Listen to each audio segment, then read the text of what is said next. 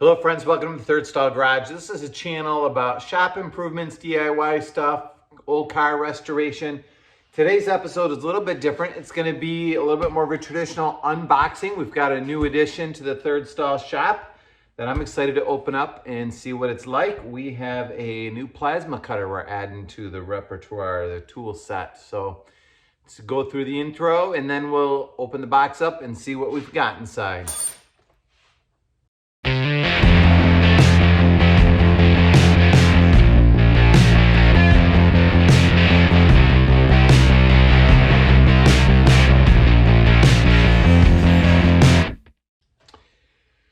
So I have not opened this up yet, still sealed the way that it came.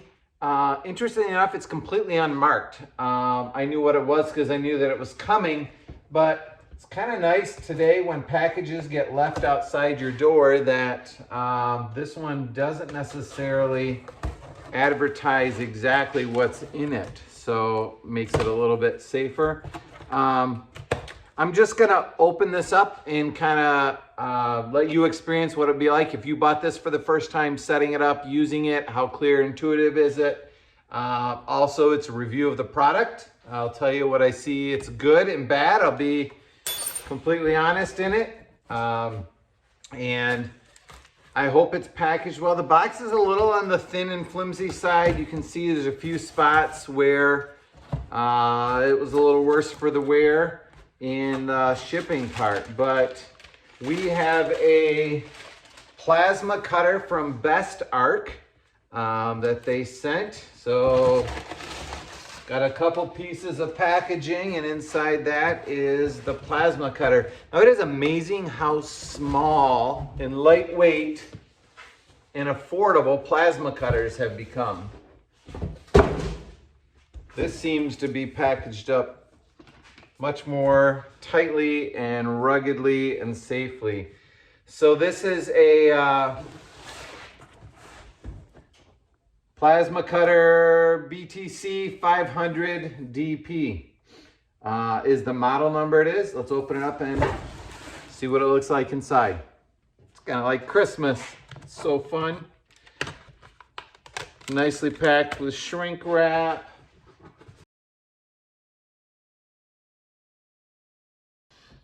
So it looks like it's got a digital display with the plastic cover on it. It's always satisfying to pull those off, although I never know whether I should take it off right away or not. I'm assuming this is a pressure regulator. Usually you pull these out to adjust them, push them in to lock them. Guessing this is where the pilot arc and the earth ground goes. Gun would attach there. I'm not 100% sure what that is. Assuming this is a dial for it's a dual voltage, so it's 110 volt AC or 220 volt AC. Typically comes with a plug for the 220, and then there's an adapter probably in that box to convert it to 110. So if you want to use it off a regular outlet, or a wall outlet, you would use the adapter. Now it's a 50 amp. There's no way you can run a 50 amp off of a 20 amp wall outlet. So when you do run off of 110, that decreases your cutting capacity.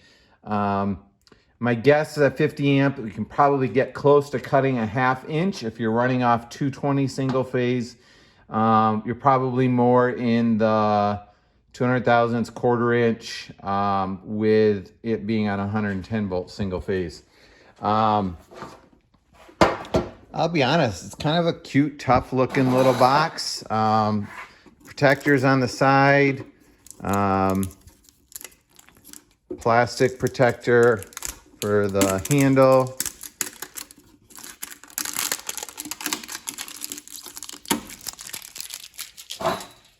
On the back,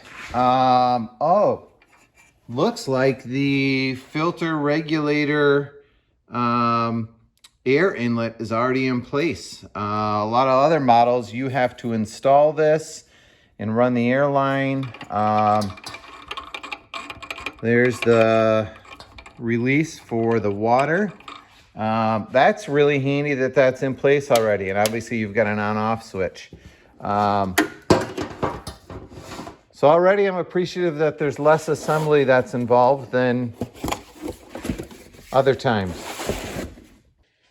I switched to the other side because we're going to open up the box of accessories. And you can see the back of the plasma cutter. I don't remember if I mentioned this is Bestarc's 7th generation plasma cutter. This is the 500 DP. The 500 is the non-pilot arc. I think we'll talk a little bit more about that, what the pilot arc means. I just fired up my air compressor. It stopped running in the background. That's something that you'll need to run a plasma cutter. You need a good steady supply. It doesn't need to be a huge compressor. A regular home one can do it. But it needs to be clean, dry air. Now, depending on where you are in the world, whether you have a lot of humidity or not, if you have damp air, that's going to cause problems. So getting a good drain on your compressor or a dryer really does help. But that is a little bit why I was kind of impressed that the Bestarc plasma cutter has a dryer already with a drain built into the back of it that's already assembled. So that's kind of a bonus. But if you do live in a really humid area or you have a lot of wet air in your compressor, I don't know how well this will do at dropping it all out. So that's something to think about. All right, let's open it up and see what we've got inside. We've got an air line. Here is our plug adapter. So I have not wired my shop yet for 220. My one plug prong got bent just a little bit in shipping. No big deal. So I will use this adapter and then can plug my plasma cutter right into, any 20 amp outlet. I'm gonna put mine straight into the wall. So that's what that's for. Looks like we've got a ground clamp, which is pretty critical. So that will go on your workpiece. And I'm gonna I've done this once before, not on a pilot arc, but I've used a plasma cutter before. So we're just gonna see how intuitive it is and whether any Joe Schmo can do it with a willingness to try, or whether it's pretty complicated. So grounding cable, there's a nice picture of a clamp right there so you can see. I'll try to zoom in on that. See where that goes? It just goes in, turns to the right, and tightens. So that will clamp onto your ground piece. There is some nozzles, extra consumables. Let's open this up, I'll show you. So the tip of the plasma cutter, it gets spattered with sparks, and there's a little Teflon tape if you need it. I think this airline might be, if you don't have your own airline, maybe. I got to figure that one out. But there are a couple extra tips and nozzles that come with it, because those are kind of consumables that will get used up and maintenance-wise need to be replaced. A couple hose clamps in there that might be for this air hose. Frankly, I've got my own air hose that I'm assuming I can just hook to the back of it. So that's my assumption for now. Looks like there's only two other things in there. We've got the plasma gun, traditional pack of silica, and a small owner's manual. Bestarc manual, digital plasma cutter, 7th gen manual. Well, we will pull that out after we need to, if we need to. We'll see how easy they made it to use. Here is your plasma cutter gun. Looks like you've got a little guard for your finger so you don't bump it. On the tip, there's a little wire guide or shield that allows you to keep the plasma tip the right distance from your working material. Like if this were a piece of sheet metal, it keeps that gap appropriate. The pink here is like a ceramic nozzle or guard. And then here's that replaceable piece inside it. So that is a piece that you might need to replace over time.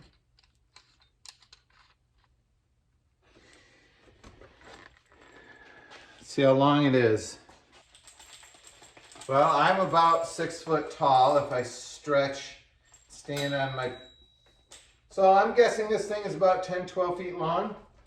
That gives you a pretty good stretch around the shop with it. I'm kind of assuming the ground clamp is that long as well. And it looks like there are 3 connectors on the end of it. We have the big, thick air hose. There is a black rubber cap. It'd be helpful for you to see a little closer. Let me move the camera.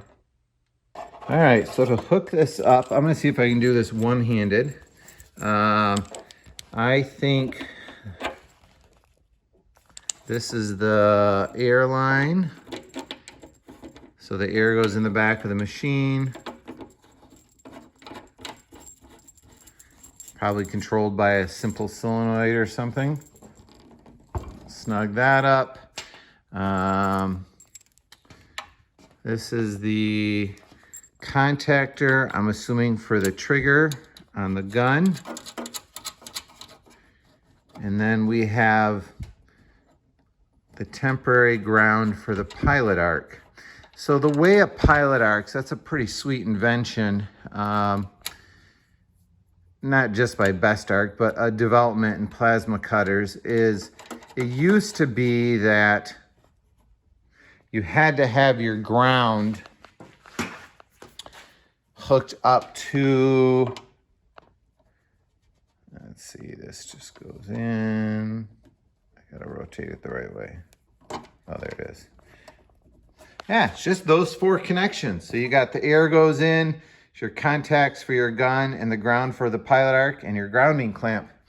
So it used to be you had to have a contact between your gun and the piece of material that then connected with the ground clamp or the earth clamp, depending on where you are in the world. It depends on what you call it.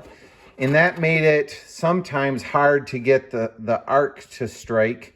Because you might be cutting through rusty material or something with paint on it. And with the invention of the pilot arc, when this thing's running, and I'll show you, you pull the trigger, the plasma starts coming out, and it will cut and run for, I don't know, 2-3 seconds using this red wire as the ground, until the plasma cuts through and creates a new grounding path that then defaults to the grounding clamp. Now, you can only do it for 2 or 3 seconds, but it does make it function a whole lot better and a whole lot easier to use, which is pretty cool. If you've never used a plasma cutter before, they are probably the closest thing to a lightsaber that you'll ever see or use. What happens is fascinating to me is the electricity that goes through the wire somehow in the head of the plasma cutter here superheats the compressed air. So typically we grow up thinking that matter has 3 states. You've got solid, liquid, and gas. Plasma is the 4th state. And so basically ice is solid H2O. Water is liquid H2O. Steam is gas H2O. And then when you superheat it, it becomes plasma, which is the 4th state. And that plasma being super hot and being pushed by the compressed air will melt through and literally cut right through steel, which is awesome. All right, I'm going to Well, I'm gonna hook up the compressed air to it. Sorry. There, I hooked up the compressed air to it. It's quiet, no leaks, that's good. When using a plasma cutter, I recommend you use gloves, and I just use my welding helmet. I don't think it's something you necessarily want to stare at while you do it. And I'm gonna get it set up over in my metal area here, and let's try it out and see how it works. All right, let's get ready to try this. This is my little metal working area. I've got a stainless steel table, drill press, bench grinder, and a little vise. I ran an air line in here that's hooked up to the back, ran the power cord across the back to the wall where that outlet, I think you can just see, is a dedicated 20 amp outlet. Not necessary, it should still work if you're on a 15 amp outlet, or if your outlet is sharing loads with other things going on, you're just gonna trip a breaker earlier. So the unit's plugged in. I think the switch was back here somewhere. See if I can find it without looking. There's the switch. Looks like the screen is powering up. Let's see what it says. It says it's at, let's see if you can see that. This looks like it's at 65 PSI, set at 35 amps.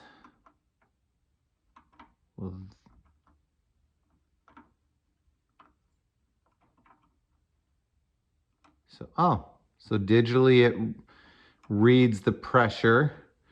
I will be honest, I don't know what the pressure is supposed to be. So I'm gonna go back to 65. And this might be the first thing that drives me to the manual, because I'm not sure what it should be.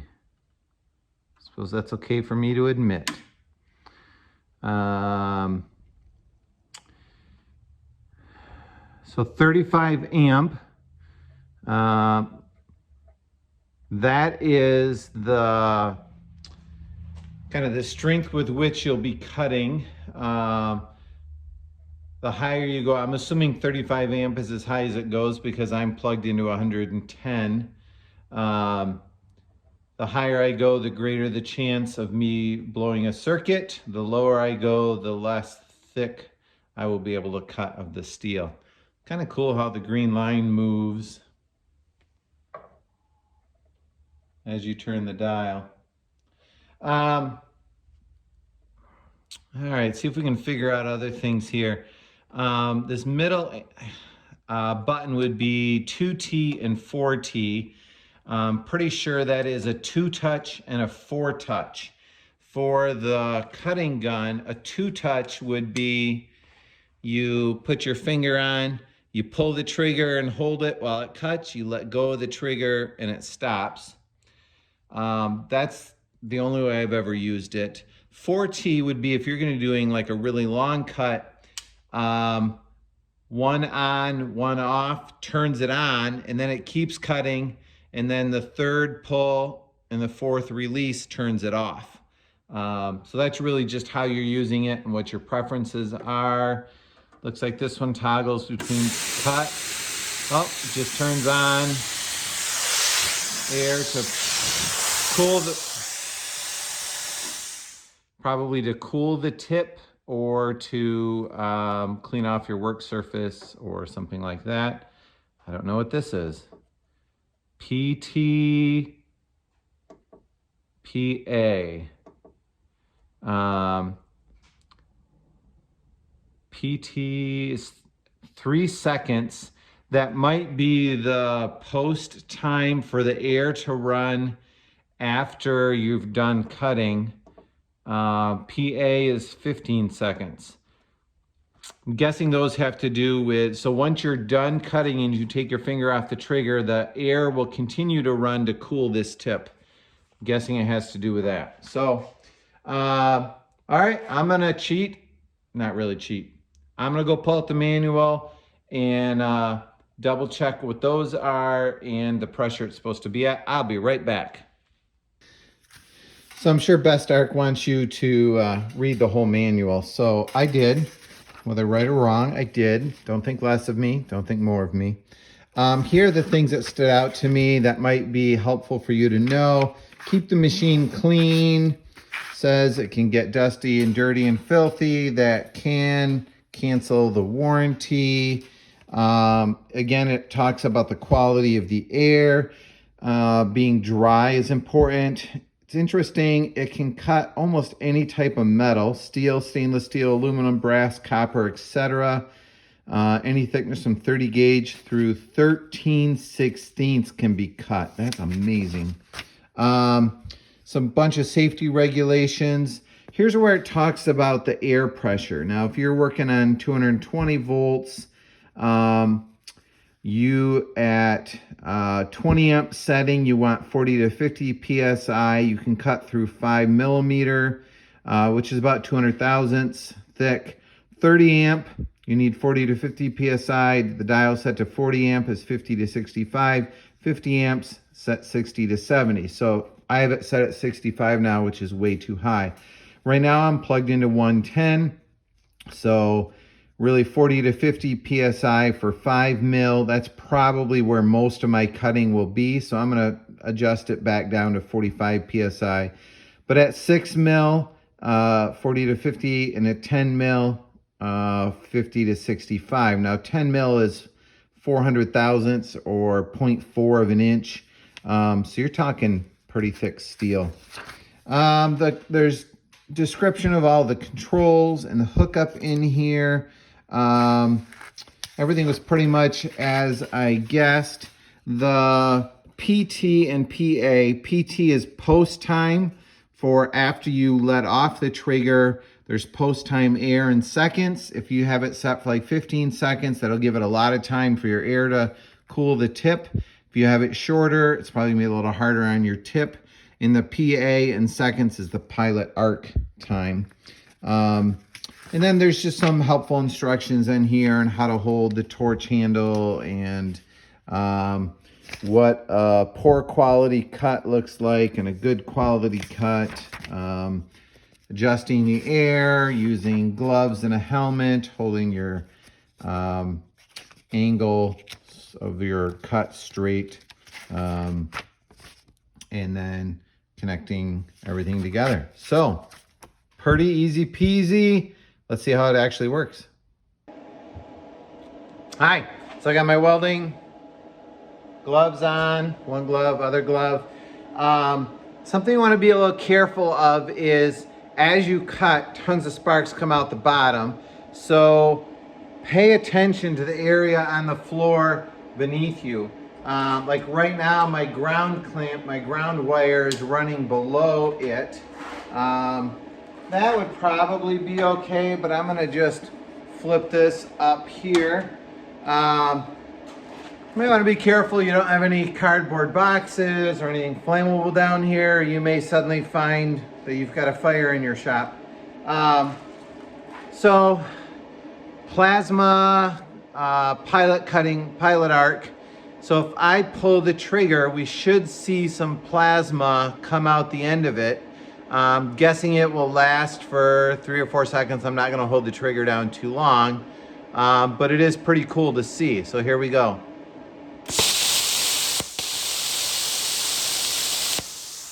So that's, on the camera that just looked really bright. We'll see what it looks like back here. So,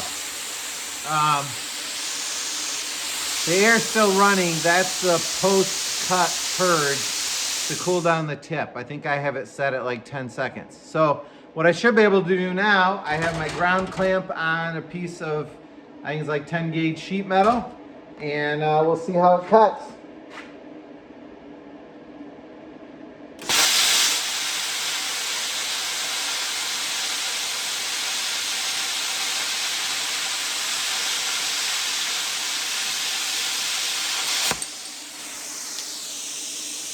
Like butter.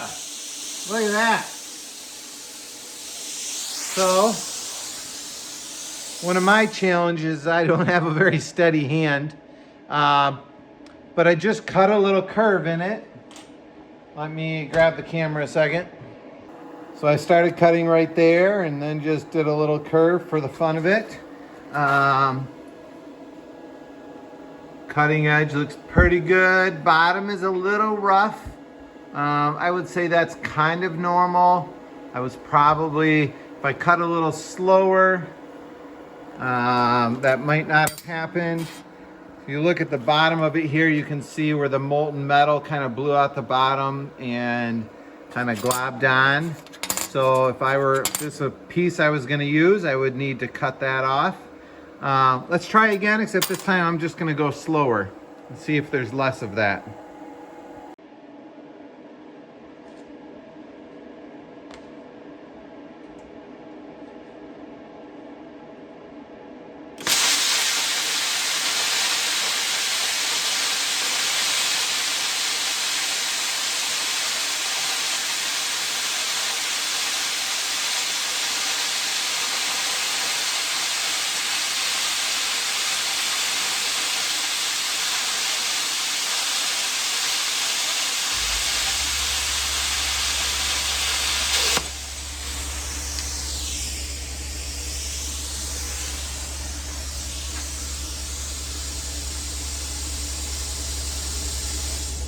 If we look at the back side of it, I tried to cut a little slower and it really gave me pretty much similar results. So I think,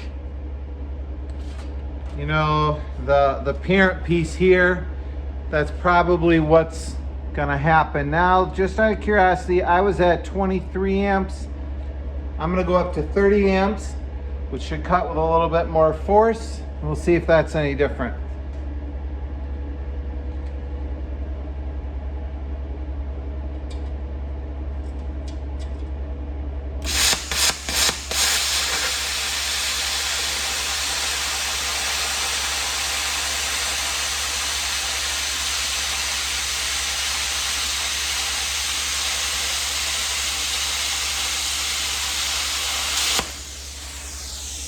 Again, no problem cutting through that.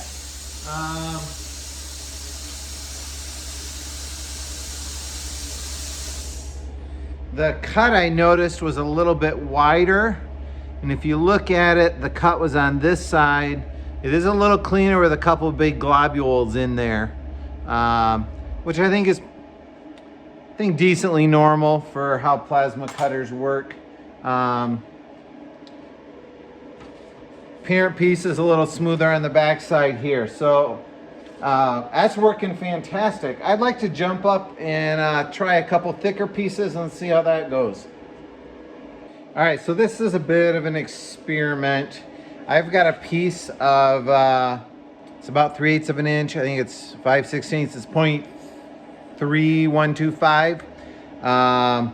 So this at about, oops, sorry. The plasma cutter is set at its maximum for 110. So we are at 35 amps. And on a 20 amp 110 circuit, that's gonna max it out. And this will probably be about the maximum that I can cut in theory off of my 20 amp outlet. My outlet is a good 50 feet from the breaker box. I don't know if that causes me much of a drop in electricity voltage or adds more resistance, which adds to the amperage draw. So we'll see. I might trip a breaker on this, I might not. This also has paint on it, so that will test the pilot arc to see if it begins to cut with a pilot arc, which then causes it to ground. I do have my ground clamp on here and I ground the paint off. You have to grind the paint off where the ground clamp is. Otherwise, it won't ground. So let's see what happens.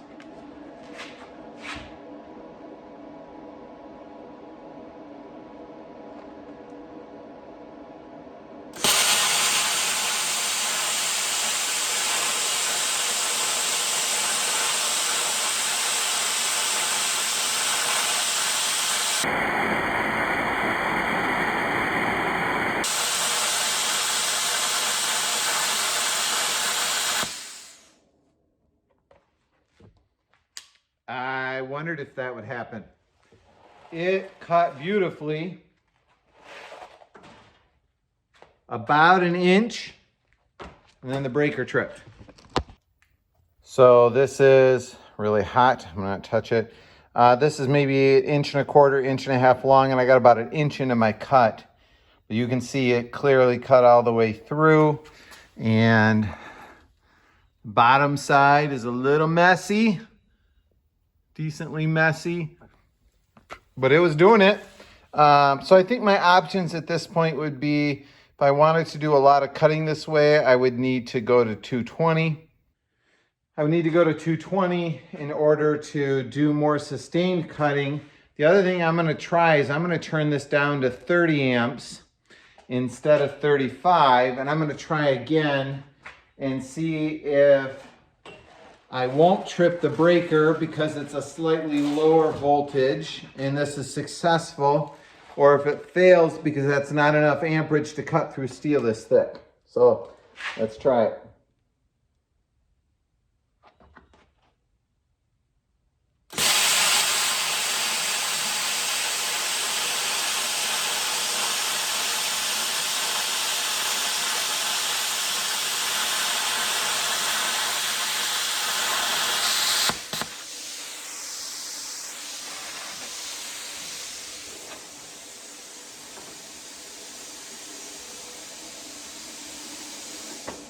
Big success at 30 amp. Big success at 30 amp. 30 amp set there, and clean cut all the way through. I got one little tiny goober that connected right there, which is common, that the slag kind of connects together. I'm just gonna bump this with my thumb, and that breaks right off. And then you can kind of see, it's cool to see, you can kind of imagine the flame, there's my finger, there's the flame cutting through and kind of flowing to the back as the plasma cuts down. And it's, I don't know how to describe it. You can also see that line at the bottom where there's all this slag on the underside, which I would either need to grind off or chip it off with a hammer or something. But way to go, little Bestarc. Cut through that really well. The last test I'm going to do is a bit of a more real-world application for me, although I do stuff like this when I'm making brackets or tools around the shop frequently. But a friend and I are restoring an old 1966 Volkswagen Beetle, and we needed to replace the fender arches where the fender bolts to, and so we needed to cut this out of a parts car that we had. Now it is rusty. It has like literally 5 layers of paint on it, 4-layer primer, 4 layers of paint. And so it'd be super convenient to be able to cut through this with a plasma cutter. I did grind a bare spot for the ground clamp, so I would get a good ground contact there. And we're gonna try to slice this off with the Bestarc cutter and see how she does in this situation. All right, let's give it a try and see how it does cutting through rust and paint and primer and grime.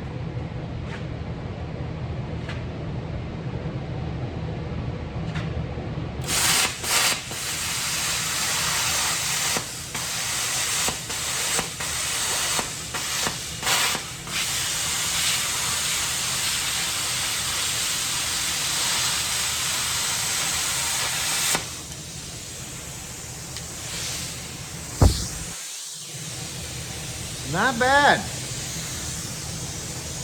Not perfect, but not bad. So I think, I don't know if you noticed, in the top of it here, it was kind of turning on and off and cutting in and out. But then when I got to the flat part here, it cut actually flawlessly all the way down. I think it has to do with how close my cutting tip is to the parent material, and I think I was lifting the cutting gun up a little bit, but once I got into this flat spot, it cut real well. That means a plasma cutter may struggle with contours if that tip needs to be a certain distance from the cutting surface. It's my theory. It's just a theory from what I know. If somebody knows differently, post a comment below or suggestions on how to avoid that. That would be great. All right, so what do we think? I'm doing a review of a tool, obviously. Bestarc did provide it for review, so I'm thankful to them for that. The only promise I made to them was that I would make a video of it and tell people what I honestly thought, and they can take the gamble on whether they like my review or not. I know most people say that, but I'm not going to tell you things just to kiss up to a vendor. But I'll tell you my overall likes and dislikes. I think it's overall a really well-built product. I can tell you a couple years from now, you know, if I use it a ton, the longevity of it, but I don't have a way to test that. So right now I'm really just testing setup, ease of use, features, quality of materials, presented in terms of like the manual. There are a few things in the manual which make it apparent that it was translated into English. Some of the language, you can tell what they mean, but the sentence structure isn't quite right, but I didn't really find any of that to be problematic. Things I really liked about it, it's a pretty intuitive layout structure. I am not used to having a pressure control right on the front with a digital readout. A lot of the more simple ones have a gauge on the back that you have to dial in. Also, the fact that it didn't, all of that came assembled with the air dryer on the back, and all I had to do was plug my air hose in. That was really sweet. Last time I used a plasma cutter, I had a leak back there, and it took me a while to problem solve that. So that's a bonus. The digital controls are really nice. Having only 4 things to hook up in the front made it really simple. I would recommend, if you can, getting a 220 single phase outlet. I will put one or a couple in someday in my shop. I have not done that yet. So that would be great. And I would recommend that. I don't know why they give you this plastic airline. If you're using a plasma cutter, I can't imagine you have an air hose. Who would, I don't know. And I don't think you're gonna use this one with cheap hose clamps on it. There are 2 extra nozzles in here. I would much rather have them stick 10 nozzles in there and skip the air hose along the way. The price point these are in the market, you can't go wrong with them. And who doesn't think a plasma cutter is cool? Will I use it every day? No, I probably won't. Are there some jobs where it's just so much nicer than a cutting disc, especially if you're cutting something thick? And I think it's a lot safer. Cutting discs are great, but oh man, I hate it when those things crack up and let go. So Bestarc, I think you've done well, particularly cutting clean steel. Up to, 5/16 on the 110. I had no problems whatsoever. Dirty, thickly paint covered curvy steel, and maybe a 7 out of 10. I might default back to a cutting disc for those areas. The other bonus is just the size and the weight of these are pretty fantastic. For the price point, I don't think you can go wrong. So I really couldn't come up with much to complain about in the process. The original box, the outside box could have been a little sturdier, but really the box inside the box was packed really well. So I can't even really find fault with that too much either. So 2 thumbs up for Bestarc BTC 500 DP. If you can, add one to your shop. They're pretty cool. Thanks. Have a great day. Find somebody and do something nice for them. Take care. Bye.